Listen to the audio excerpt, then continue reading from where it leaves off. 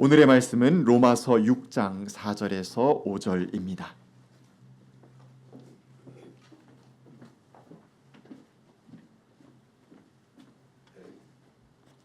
그러므로 우리는 세례를 통하여 그의 죽으심과 연합함으로써 그와 함께 묻혔던 것입니다. 그것은 그리스도께서 아버지의 영광으로 말미암아 죽은 사람들 가운데서 살아나신 것과 같이 우리도 또한 새 생명 안에서 살아가기 위함입니다. 우리가 그의 죽으심과 같은 죽음을 죽어서 그와 연합하는 사람이 되었으면 우리는 부활에 있어서도 또한 그와 연합하는 사람이 될 것입니다. 이는 하나님의 말씀입니다. 찬양 감사합니다. 좋으신 주님의 은총과 평강이 함께 하시기를 간절히 기원합니다. 여러분 다니엘 많이들 아시죠? 유다 왕국이 바벨론에 패하고 나서 많은 사람들이 바벨론 제국으로 끌려갔어요. 다니엘도 그 중에 한 명이었는데요. 꿈 해몽을 참 잘했다고 합니다. 왕의 꿈을 해몽해서 왕의 총애를 받게 됩니다. 나라가 이후에 바벨론이 멸망하고 메데와 페르시아 왕국으로 변했는데도 그의 능력을 인정한 왕이 이후에도 계속 그에게 총애를 허락하고 높은 자리에까지 오르게 됩니다.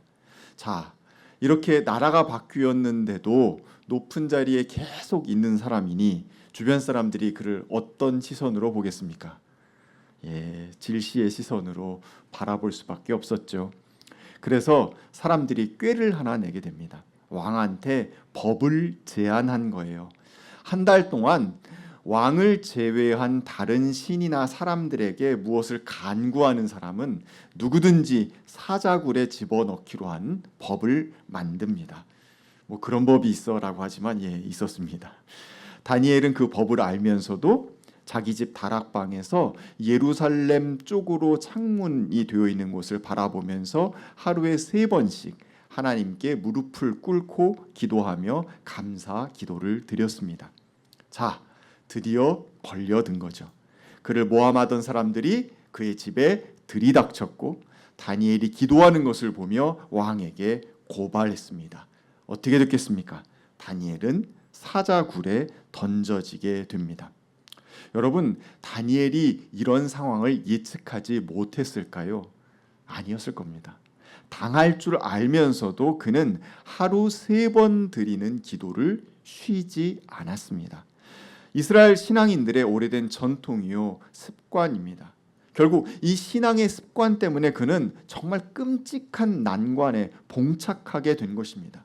그런데 정말 역설적이게도 그의 그 신앙의 습관이 그를 지켜주었습니다. 그가 그의 신앙의 습관을 계속 유지하고 있었기 때문에 그는 자기 하나님을 신뢰할 수 있었다라고 기록하고 있고요.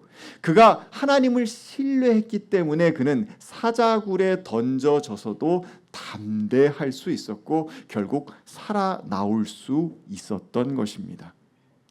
여러분, 이런 말이 있죠. 행동을 반복하면 습관이 되고 좋은 습관은 삶의 방향을 바꾸는 천성이 되어준다는 이야기가 있습니다. 유대인들은 다니엘뿐만이 아니라 많은 유대인들은 하루에 3번씩 기도를 했습니다.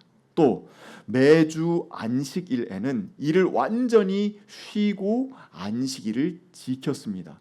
지금도 이스라엘에 가면 안식일 날에는 엘리베이터에 1층서부터 꼭대기층까지 다 눌러져 있다라고 하죠. 왜냐하면 이거 누르는 일 하면 안 되니까. 음식도 전날 다 만들어 놓아서 그냥 먹기만 하죠. 그런 식으로 안식일을 완전히 지키면서 주간에 반드시 지켰습니다. 또 매년 때를 정해놓고 6월절, 77절, 초막절 여러분 아시는 그런 여러 절기 제사들을 반드시 지켰습니다. 우리 기독교 예배 공동체도 마찬가지였습니다. 정한 시간에 반복적으로 모임을 했습니다. 매일, 매주, 매달, 매년 평생을 두고 같은 빈도수를 지켜가면서 그 종교적인 리듬을 타고 그리고 그것을 유지한 것입니다. 자, 이런 반복을 통한 종교적인 리듬은 단순히 제의성만 갖는 것은 아닙니다. 그것이 반복되게 되다 보니까 아까 반복이 습관을 낳게 되고 천성을 낳게 되는 것처럼 그의 삶에 그의 인생의 중심에 그것이 자리 잡게 되는 것입니다. 그 사람이 곧 그것이 되는 경험이 발생하는 거죠. 다니엘처럼 말입니다. 오늘은 이런 반복되는 리듬 속에서 삶의 매듭을 만들고 큰 흐름을 형성해 가는 교회의 달력에 대한 이야기를 나누어 보고자 합니다. 우리의 신앙의 선조들, 처음 교회 교인들, 사도행전에 나오는 교인들은 대부분 유대인이었습니다. 그들은 신앙의 내용은 예수 그리스도의 십자가와 부활로서 개혁했지만 그 형식은 전통을 계승하고 발전시켰죠. 예를 들어서 좀 전에 이야기했던 것처럼 다니엘이 하루에 3번 기도했던 것처럼 디다케라고 하는 초대교회 문서를 보게 되면 복음서에 기록된 주님의 기도를 하루에 3차례 할 것을 명령하는 내용이 나오거든요. 이런 것들이 이렇게 일맥상통하면서 전통을 이어가게 됩니다. 기도와 함께 중요한 경건 수단 중 하나인 금식 또한 비슷하게 연결시켰는데요. 당시 유대인들은 전통적으로 월요일과 목요일 날 금식을 하며 모임을 했었다고 해요. 그것을 갖고 와서 약간 변형을 시킵니다. 어떻게 해요? 요일을 바꿉니다. 수요일과 금요일에 일주일에 2번 금식을 하고 그 예배의 모임을 갖게 되었습니다. 이렇게 어떤 매일 반복적으로 정한 시간에 그것이 뭐 특별히 어렵거나 대단한 내용을 한 것은 아니었습니다. 주님의 기도를 반복해서 읽은 것이니까요. 하지만 정해진 시간에 같은 내용과 같은 형식을 갖고 기도하거나 혹은 예배함으로써 신앙의 틀, 신앙의 모양새를 만들어 나간 것입니다. 이것이 그의 삶의 신앙의 습관이 되었고 신앙의 천성이 되었고 박해의 시대에도 버텨낼 수 있는 깊은 믿음의 경지가 그들 가운데 굳건하게 자리 잡을 수 있었던 것입니다. 우리는 요즘 반복적으로 무엇을 지키면서 지내고 있습니까? 주일 예배 같은 거 우리가 지키고 있죠. 나오셨잖아요. 대표적으로 주일 예배 꼽을 수 있는데요. 주일이라고 하는 것이 정해진 거는 뭐 많은 분들 알고 계시지만 예수님께서 부활하신 날, 즉 빈 무덤이 발견된 것이 안식 후 첫날 새벽이었기 때문에 바로 그 날을 주일로 정해서 작은 부활절로서 기념해서 예수 그리스도를 기념하고 기억하는 시간을 갖는 것입니다. 그래서 사실 주일 예배에서 가장 중요한 주제는 작은 부활절, 즉 예수 그리스도의 부활을 기억하고 기념하는 것입니다. 우리 신앙의 선조들도 우리와 비슷하게 예배를 드렸어요. 모여서 찬양했고요, 기도했습니다. 그리고 성경의 말씀을 들었습니다. 이거는 유대인들이 회당 가운데에서 모였던 형식이 그대로 유입되어서 들어왔을 것이라고 우리는 추측합니다. 근데 당시에는 집집마다 성경책이 없었잖아요. 바로 회당에 나와야만 성경의 말씀을 들을 수 있었기 때문에 성경의 말씀을 아주 길게 읽었을 것으로 추측합니다. 길게. 그래서 그리스도교 예배에서도 우리 초대교회 예배에서도 성경의 말씀을 아주 긴 시간 읽었습니다. 그리고 그 이후에 있는 설교는 그 긴 시간 읽은 내용에 대한 마치 국어 선생님이 그 내용을 해설해 주시는 것처럼 그렇게 해설해 주는 내용이 설교가 되었습니다. 이 예배는 가운데에는 예수 그리스도에 대해서 관심이 있고 또 세례를 받고자 하는 준비생 등 당시에는 3년간 준비했는데요. 준비생들은 누구나 참여할 수 있는 시간이었습니다. 그리고 나서 축복이 끝나고 난 다음에 예배가 2부 순서로 넘어가게 되는데 세례를 받지 않은 사람들은 그 자리를 다 떠났습니다. 그리고 세례받은 사람들만 모여서 성찬식을 행했습니다. 성만찬에는 세례받은 사람들만 모였다라는 것은 여러분 잘 아시는 것처럼 제가 세례의 의미에 대해서 잠깐 설명을 드렸던 것처럼 세례는 인간이 옛사람을 완전히 죽이는 행위잖아요. 물 가운데 잠겨서 다 죽는 겁니다. 즉 십자가의 죽으심을 그대로 다시 한번 체험하는 시간이었거든요. 즉 오늘 로마서 표현 그대로 그리스도와 함께 죽으심을 같이 경험한 사람들이라는 뜻을 갖고 있는 겁니다. 세례를 받은 사람들은 십자가의 죽음을 같이 경험한 사람들인 거예요. 그 사람들이야말로 무엇을 할 수 있습니까? 살아날 수 있는 거예요. 부활할 수 있는 겁니다. 부활은 죽은 사람만 가능한 것이거든요. 그래서 죽음의 체험을 한 사람들이 다시 살아남의 체험, 부활의 체험, 영원한 생명의 체험을 하는 것이 성찬이었고, 그래서 그렇게 예배가 분리되어서 나뉘어져 있었습니다. 이 전체를 통해서 그리스도의 십자가 사건과 그리스도의 부활 사건을 예배 가운데에서 회중은 체험할 수 있었던 것이었고, 그 기쁨으로 또 한 주간을 살아낼 힘을 얻을 수 있었다라고 기록하고 있습니다. 우리는 삶의 여러 가지 문제들로 인해서 고민하고 괴로워합니다. 그런데 그 문제의 원인을 계속해서 질문해서 들어가고 도대체 왜 그럴까 하다 보면 결국 모든 문제는 셰익스피어가 얘기한 대로 사느냐 죽느냐 하는 문제로 귀결됩니다. 우리가 고민하고 있었던 것들, 그래갖고 밤잠 못 이루었던 일들, 우리가 실망해가지고 속상했었던 그런 일들, 또 우리가 관계 속에서 질투하거나 그것 때문에 몸서리쳤던 일들, 낙심했던 일들, 대부분 다 무엇 때문에 그렇습니까? 더 잘 살고 싶은 마음이에요. 그 욕망에서 비롯되고 있습니다. 의식주에 대한 모든 고민 역시 어떤 것 때문에 그렇습니까? 죽음이 아니라, 죽어진 것이 아니라 사라진 존재로 살아가기 위해서 의식주에 대한 고민을 하는 것 아닙니까? 물론 예전과 지금은 많이 달라졌습니다. 예전에는 진짜 먹고 살기 위해서 고민했죠. 어르신들은, 저희 아버지도 가끔 얘기하시는데, 몇십 년 전에는 어땠다라는 얘기 가끔 하십니다. 네, 정말 먹고 사는 문제가 중요한 문제였었죠. 입을 수 있는 옷 여러 벌 있는 것 아니었었고요. 잠을 잘 수 있는 곳, 머리만 누일 수 있는 공간만 있었으면 됐다라고 이야기했던 그 시대, 그때의 의식주의 고민이 있었습니다. 지금은 어떤 의식주의 고민입니까? 남들과 비교해서 더 나은 의식주를 얻는 것에 관계된 고민입니다. 어쨌든 그 의식주의 고민 역시 우리의 삶을 더 빛나게 살고 싶어하는 인간의 욕망에 맞닿아 있습니다. 그런데 여러분, 그 질문 가끔 던지죠. 만약에 내가 일주일 뒤에 죽는다면 한 주간 무엇을 하며 지낼까? 이런 질문 던지고 나면 그 모든 고민과 문제들이 다 어떻게 됩니까? 상대적으로 아무것도 아닌 것이 되어져 버립니다. 결국 죽음의 문제 앞에서, 삶의 문제 앞에서 우리는 겸손해질 수밖에 없는 것입니다. 하지만 그 죽음의 문제는 우리를 늘 괴롭히고 발목을 잡습니다. 사도 바울은 뭐라고 이야기합니까? 오호라, 나는 곤고한 사람이라, 이 사망의 몸에서 누가 나를 건져내랴 라는 탄식을 하고 있습니다. 우리만 죽음의 문제에 얽혀 있었던 것이 아니라는 거죠. 사망아, 너의 승리는 어디 있느냐? 사망아, 내가 쏘는 것이 어디 있느냐? 라고 하면서 죽음의 문제 때문에 괴로워하고 힘들어했던 존재, 바로 그가 사도 바울이었습니다. 당장 내일 죽는다면 난 도대체 어떻게 해야 되느냐라는 질문이 바울의 질문이었던 것이죠. 이 삶과 죽음의 문제 앞에서 정확한 답을 내가 갖고 있지 않는다면 우리는 평생 이 갈등 가운데에서 시달리는 존재가 될 수밖에 없습니다.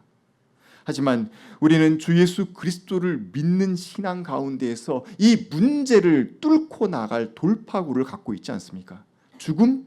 이 땅에서의 죽음이 영원한 끝이 아니라는 믿음을 우리가 갖고 있지 않습니까? 우리는 부활과 영원한 생명의 선물을 받은 사람들이기 때문에 죽음의 문제 앞에서 담대할 수 있는 것입니다. 세상과는 다른 대안적 삶을 우리는 선택할 수 있는 존재가 되는 것입니다. 이 신앙이 바울의 고백대로 한다면 이렇게 이야기되는 것입니다. 썩을 것으로 심었는데 썩지 않을 것으로 살아나게 되었다라고 이야기하는 거예요. 나는 죽음의 문제 때문에 매몰당하고 그리고 숨마저 막혀 있었었는데, 내 인생의 고민들이 나를 괴롭히고 있었었는데, 예수 그리스도를 만난 이후 그는 다시 썩지 않을 것으로 살아나는 존재가 되었다라고 고백합니다. 사실 바울이 인생이 편해서 그랬습니까? 아니에요. 그는 육신의 고통 때문에 하나님 앞에 간절히 기도했던 사람이었어요. 그 기도에 대한 응답이 무엇이었습니까? 내 은혜가 내게 족하다라는 거였어요. 그래, 내 능력은 약한 데서 완전하게 된다라는 그 응답이었습니다. 그래서 사도 바울은 이렇게까지 이야기합니다. 나는 어떤 처지에서도 스스로 만족하는 법을 배웠습니다라고 이야기합니다. 비천하게도 살 줄 알고 풍족하게도 살 줄 압니다. 배부르거나 굶주리거나 풍족하거나 궁핍하거나 어떤 경우에도 적응할 수 있는 비결을 배웠습니다라고 이야기합니다. 생과 사의 문제에 대한 답을 내가 받아서 그 믿음을 확고하게 갖고 있으면 우리는 나머지 인생의 여타 문제에 대해서 한결 여유로운 마음을 가질 수 있게 됩니다.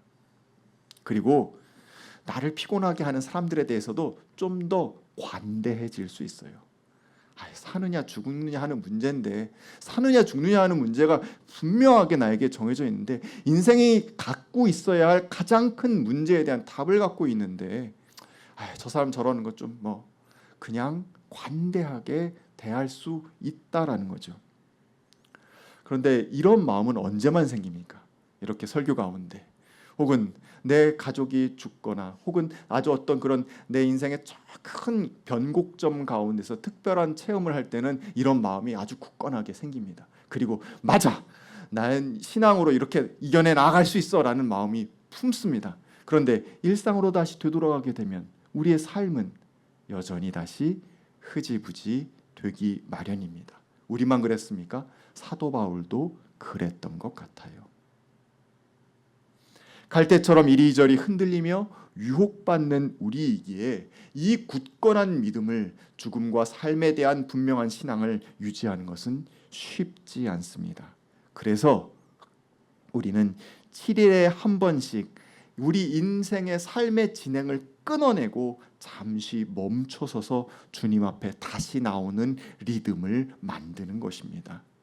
7일에 한 번씩이라도 이 리듬을 지키지 않으면 우리는 세파에 휩쓸려서 계속 흘러서 표류하는 인생이 되기 쉽기 때문입니다.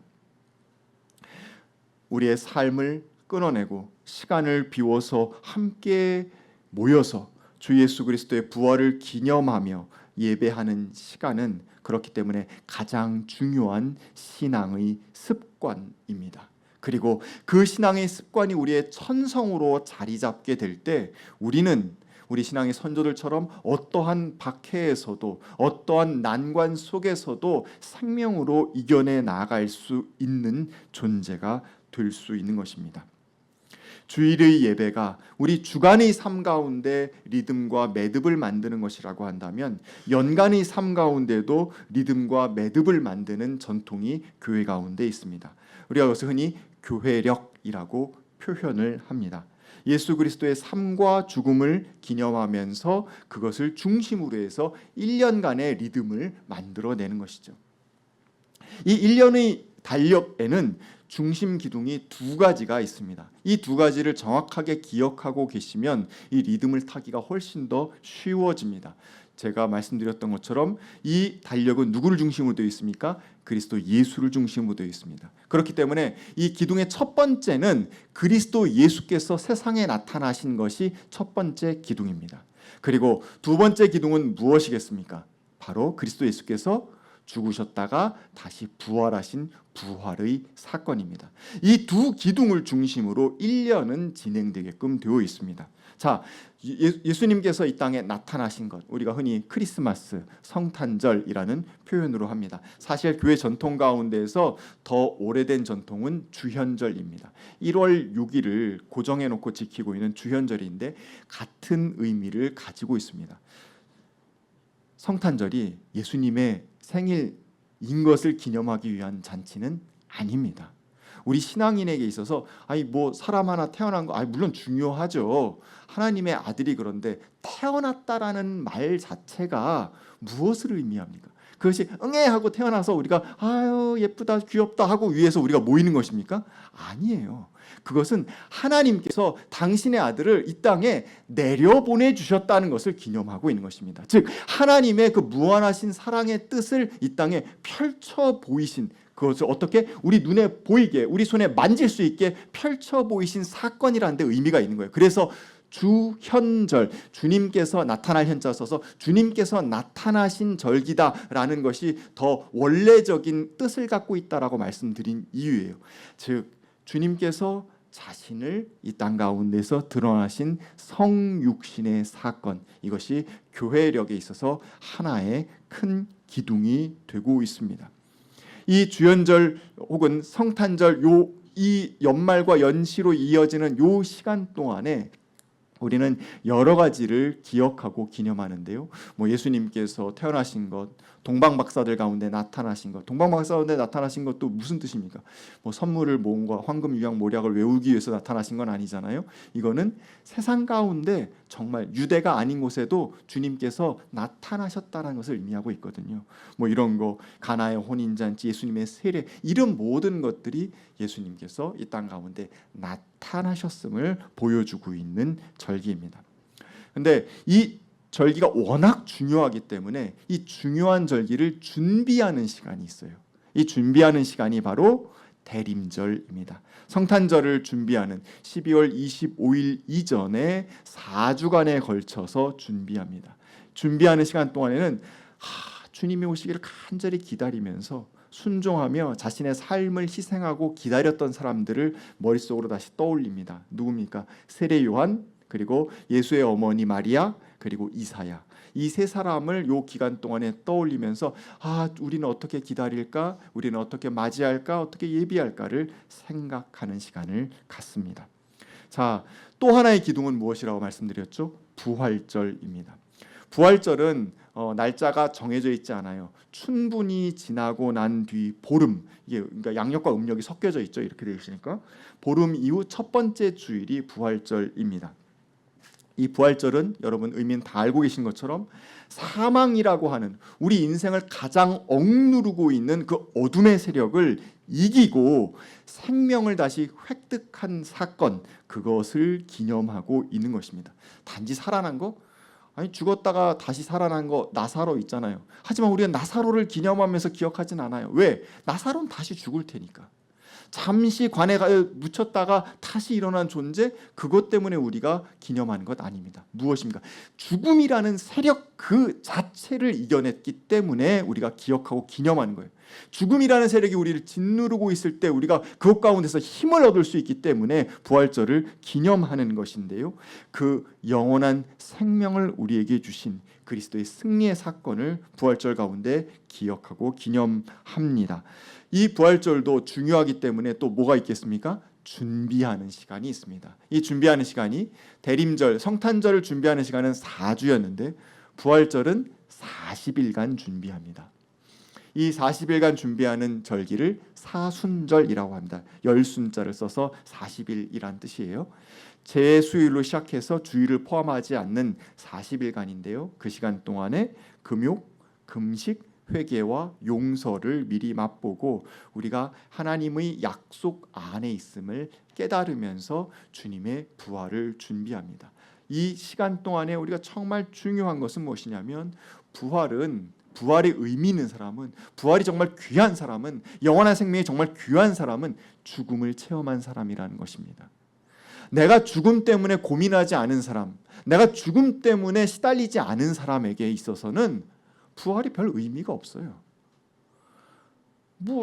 그냥 이렇게 살다 가면 되지 뭐가 그게 왜 부활을 해? 이렇게 생각할 수밖에 없는 것 아니겠습니까? 하지만 죽음의 세력이 나를 쪼그라들게 만드는 그 모든 것들이 내 인생의 문제라고 생각하는 사람들에게는 부활이 중요합니다. 영원한 생명이 중요한 거예요.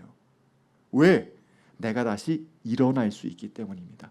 신약 성서 가운데 부활이라는 표현은 우리가 알고 있는 것처럼 부활 이렇게 되어 있지 않습니다. 제가 예전에도 말씀드렸지만 에게이로 일어나다라는 단어를 갖고 사용합니다.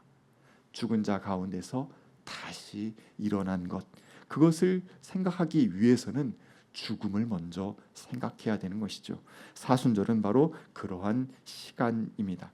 이렇게 사순절의 40일간을 지나고 나서 부활절기 50일간을 지내고 나면 성령 강림절이 찾아옵니다.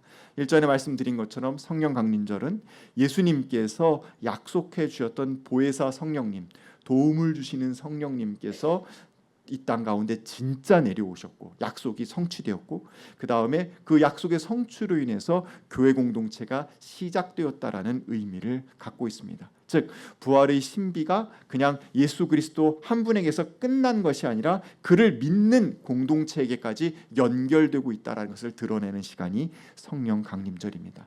1년 중 가장 긴 시간, 6개월에 가까운 시간을 차지하고 있고요. 이 시간 동안 우리는 신앙의 성장과 성숙을 꾀하고 공동체의 결속을 다지는 시간을 갖게 됩니다. 이 시간을 통해서 우리는 삶의 새로운 고비 가운데서도 일어날 수 있는 힘을 얻게 되는 것이죠.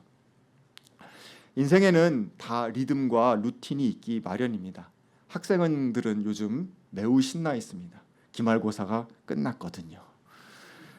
공부도 안 했으면서 기말고사 끝나고 방학이 시작됐다고 하면서 전부 다 넷플릭스 아이디와 디즈니 플러스 아이디를 만들고 그러고 있습니다. 선생님 두 분, 그렇게 이제 선생님들도 좋아하세요 방학을. 학생들보다 더 좋아하십니다. 자, 기말고사를 맞이하는 자세와 방학을 맞이하는 자세는 다를 수밖에 없습니다. 학년의 흐름 속에서 때로는 어떤 순간에는 열심히 달려야 하는 순간이 있고, 때로는 잠시 멈추어서 쉬고 회복하는 시간을 가질 되는 때가 있습니다. 이것들이 교차하면서 지내게 되는 것이죠. 인생의 그래프를 그려본 적 아마 있으실 겁니다. 10대, 20대, 30대 쭉쭉쭉 하고 80대까지 쭉 X축으로 만들어 놓고, 자, 여러분의 삶이 어땠었나요? 좋았을 때는 올라가고 안 좋았을 때는 내려가는 걸로 해보세요. 뭐 이런 그래프 아마 그려보신 분들 있을 거라고 생각합니다. 이 그래프를 그릴 때 10대에서부터 80대까지 쭉 일직선으로 그린 사람 본 적 있으세요? 저도 본 적 없습니다. 대부분 어떻게 그립니까? 이렇게 막 올라갔다가 내려갔다가 막 어떨 때는 삐죽했다가 곤두박질 쳤다가 이런 식으로 그래프를 그리지 않습니까? 시기는 달라도 각기 어려움을 감당해야 됐던 시간들도 있었고, 행복해가지고 붕붕붕붕 떠다녔던 시기들도 누구나 다 있습니다. 열심히 준비했던 시기도 있었고, 또 아름답게 꽃피운 인생의 리즈 시절이라고 할 만한 때도 누구나 다 있었습니다. 이런 흐름 속에서 우리는 나아가는 거예요. 그런데 이 흐름 속에 중심이 없으면 그냥 계속 오르락내리락 오르락내리락 오르락내리락 하다가 인생 끝 하고 끝나는 거예요. 하지만 그래프가 어떠한 방향으로 흐르고 있다면, 예를 들어서 가장 이런 그래프 그릴 때 바람직하다고 하는 건 어떤 겁니까? 이렇게 하면서 점점 좋을 때도 있고 나쁠 때도 있고 좋을 때도 있고 나쁠 때도 있지만 점점 어떻게 할 때? 우상향할 때 계속 그냥 오르락내리락 하지만 결국 그 전체적인 흐름이 우상향하고 있을 때, 그 인생이 참 성장하고 있고 성숙하고 있고 아름답구나라고 표현하지 않습니까? 여러 가지 흐름의 리듬들이 있지만 우리는 우리의 삶을 끊임없이 조율해 가면서 중간중간 때로 끊기도 하고 매듭을 짓기도 하면서 그 탄력으로 다음 단계의 도약을 꾀하면서 점점 더 좋은 시절을 향하여서 나아가고자 하는 열망이 있는 것입니다. 우리 크리스찬들은 영원한 생명을 향한 열망이라고 신앙적으로 표현해도 좋을 것 같습니다. 교회의 달력이 바로 이러한 삶에 도움이 됩니다. 중간중간 제대로 매듭을 짓게 만듭니다. 반성하고 다시 한번 새로운 삶의 도약을 꾀하게 만드는 거죠.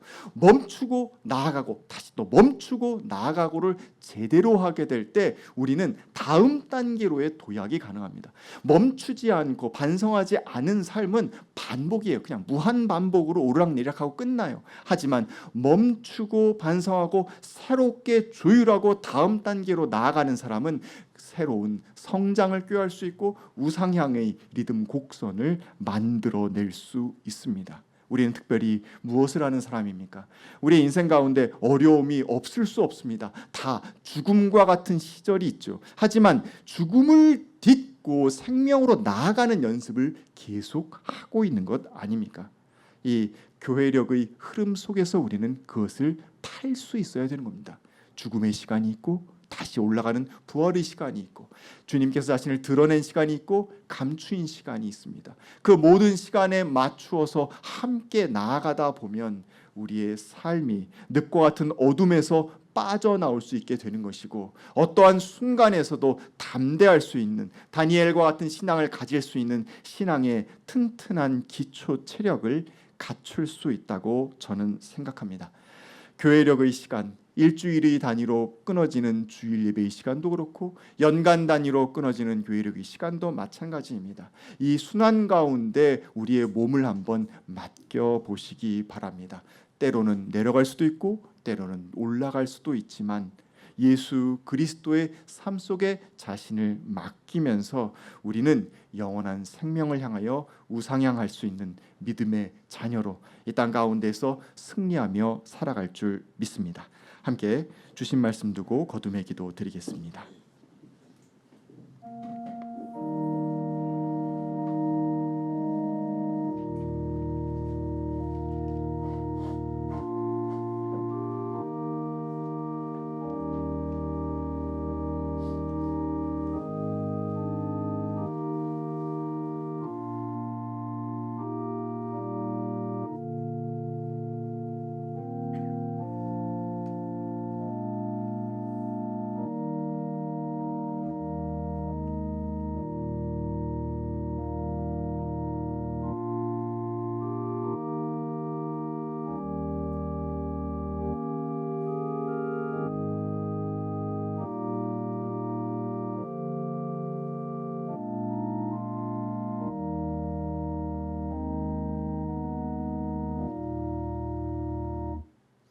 사랑의 하나님, 우리 삶의 리듬이 세파에 맞추어져 있는 것 아니라 우리 주 예수 그리스도의 삶과 죽음 그리고 부활에 맞추어져 있기를 원합니다. 주님, 우리의 삶을 조율하여 주시옵소서. 때로는 끊어내고 때로는 매듭짓고 때로는 다시 달려나아가면서 우리의 인생을 주님의 뜻에 맞추어가는 아름다운 주의 자녀들 될 수 있도록 역사하여 주시옵소서. 예수님의 이름으로 기도하였습니다. 아멘.